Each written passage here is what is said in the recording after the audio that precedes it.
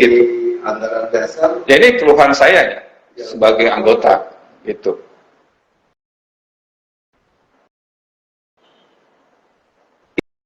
Ini yang harus tidak terjadi. Acara-acara organisasi Ikatan Notaris Indonesia, acara itu ditujukan untuk siapa? Untuk anggota. Ya anggota sebanyak mungkin harus bisa hadir sesuai, kalau sudah sesuai dengan persyaratan yang ada. Karena kan ada juga permasalahan forumnya ya. Ya kalau forum kan nanti bisa disiasati lah, kan gitu, diundur 1 jam sudah selesai gitu kan. Tetapi niat untuk mendatangkan itu bahwa ini memang kekuasaan tertinggi dan harus dihadiri oleh sebanyak-banyaknya anggota, ya udah gitu. Kalau soal tempat kurang apa segala macam, nah itu yang kan tidak setuju. Salah satu pertimbangan dari Kementerian Hukum dan HAM, dan itu juga kita sebagai penasehat juga memberikan masukan pada saat itu. Tetapi kan nasihat itu kan tidak istilahnya tidak digubris lah. Berarti kalau berarti menurut kami di acara di Tangerang itu yang punya dari jumlah 180.896 atau 69, saya lupa. Itu ada 171 yang sah. Saya nggak bilang itu sah atau tidak. Saya juga mungkin nggak mau ngebahas soal acara yang di Tangerang. Oh iya siap. Gitu kan? Ya kan? Karena saya kan tidak hadir. Ya kan? Berdasarkan pasal 12 tadi kan memang harus. Ya silakan dilihat dari dengan pasal 12 kira-kira. Berarti kalau merujuk ke pasal 12 171 yang sah. Iya, makanya saya tidak mau membahas model seperti gitu. Gitu kan, silakan. Gitu yang hadir pun, bahkan istilahnya saya pun sedikit menyesalkan lah kepada kawan-kawan. Kok menyelenggarakan seperti itu kan apa tidak berdasarkan kepada aturan yang ada. Karena dengan pivot itu kan memberikan hak seluas-luasnya kepada anggota yang tidak bisa hadir. Betul, kalau aturannya sudah ada. Oh, oke. Berarti dulu baru ada ART-nya. Ya nggak usah ditanya lah, gitu kan? Bisa nggak kita? Jadi semua itu harus dilandasi oleh aturan yang ada. Kalau aturannya belum ada, apakah kita bisa, gitu kan, mengada-ada? Kan tidak. Kan contohnya mereka itu surat Kumham. Surat Kumham yang mana? 147. Kalau itu boleh secara diundur 1 bulan Agustus, secara voting maksudnya melibatkan BSSN. Ya dari situ aja kan udah beda. E-voting dengan e-voting maksud dari kementerian itu kan bukan seperti itu. E-voting itu kan belum secara rinci, dan itu harus diomongin gitu kan dengan penggil-penggil, dengan semua stakeholder gitu. Nah ini yang mungkin ya kurang dimusyawarahkan. Harus didiskusikan lagi ya. Iya. Nah, kan sebagai Dewan Penasihat yang pernah menasihati ini kan, dan kan ya memberikan masukan lah ya kepada siapapun, baik pengurus atau teman-teman sejawat dan sebagainya. Kan kalau melihat kondisi saat ini kan terjadi dua di sini. Ada istilahnya PPSP, PP Bangkita dan kawan-kawan kan gitu yang sudah habis di 2 Mei 2022 dan tim P25. Nah ini kemana kondisi ini, apakah akan terus seperti ini atau ada masukan bagaimana sih biar anggota kan jadi gampang di bawah? Ya, pertama sebagai Dewan Penasehat sejak awal istilahnya mula adanya permintaan KDK itu kita sudah memberikan masukan-masukan termasuk kepada bidang organisasi di mana mereka mengakomodir beberapa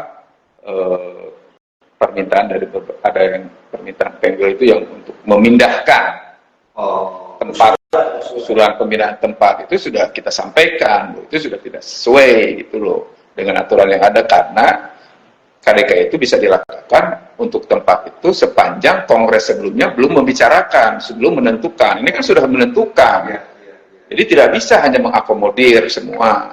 Dan kita tahu yang namanya KDK itu juga tidak bisa dijadikan sedikit-sedikit untuk menjadi dasar pengambilan keputusan demi ya kepentingan tertentu.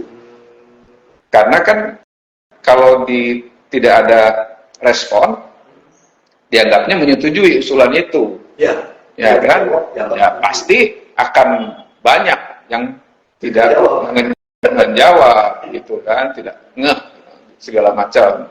Jadi mekanisme itu untuk hal seperti ini itu saya rasa kurang pas untuk dilakukan, dan itu sudah memberikan masukan bahwa bahkan senior yang ada dalam Dewan Penasehat itu menyampaikan begitu rame segala macam kan, rapat-rapat dengan penggel-penggel ketika ada penolakan itu, yuk diajak.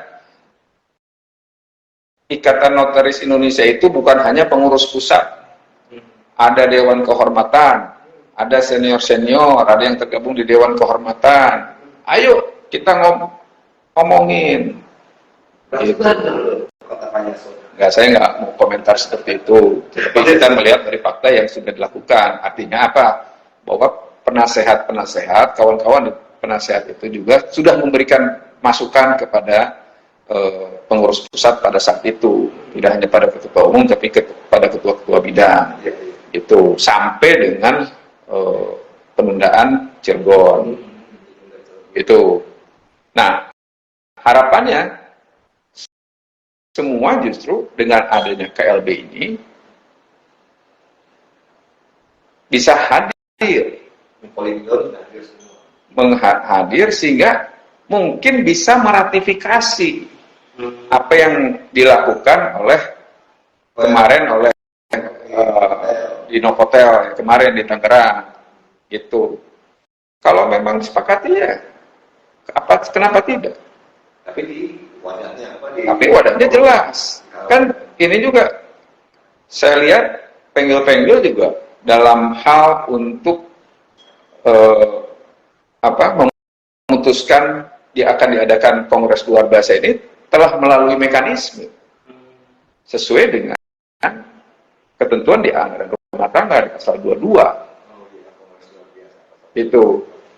Adapun ini kan katanya harus perubahan kode etik, ada pelanggaran rangkap jabatan. Kemudian ketua umum misalnya tidak sesuai dengan apa yang ada pernyataan yang tidak sesuai gitu pada saat melakukan. Nah, bukan seperti itu. Itu antara lain. Selain itu bisa aja sepanjang penggel-penggel ini meminta kepada PP untuk dilakukan kongres luar biasa. Asal syaratnya apa? Memenuhi apa? 2/3. Jika PP tidak setuju. Iya, ini kan banyak masalahnya kan. Masalahnya krusial. Satu, masa jabatannya sudah habis. Ada perubahan tempat yang sudah ditentukan oleh Kongres. Pindah. Artinya apa? Itu kan bisa dianggap juga pelanggaran dari putusan Kongres. Nah, sehingga itu bisa menjadi usulan untuk diadakan Kongres luar biasa. Nah, syaratnya apa? Nanti penggel-penggel ini yang 2/3 ini menyurati kepada PP. PP seharusnya yang menyelenggarakan. Ya, kalau dia mau. Iya, menyelenggarakan apa yang menjadi keinginan stakeholder itu. Ya. Karena 2/3 itu sulit. Ya.